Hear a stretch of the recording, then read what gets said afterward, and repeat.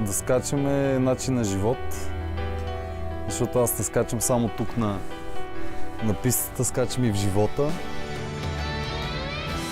Защото знам, че ако спра да скачам, ще падна и ставането е трудно.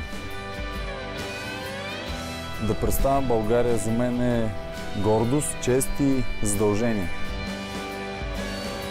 И то на всички е ясно какво нямам. Приел съм се такъв какъвто съм, гордея се с това, което съм постигнал и това, което съм. На мен ми дават хъс хората. Хората, които вярват в мене, но и хората, които не вярват в мене. Има политици в България, на които им липсва мъжкарското поведение. Това е да държиш на думите си, да спазваш обещанията си и да се чувстваш засрамен, ако не си ги изпълнил. Аз местя моето бъдеще и го местя чрез моята воля.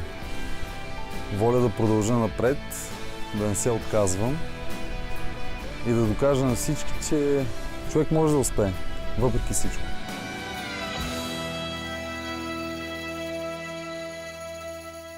Не оставяй друг да размества живота ти. Твоят избор променя твоята среда. Местните избори 2015. Ти гласуваш, ти местиш.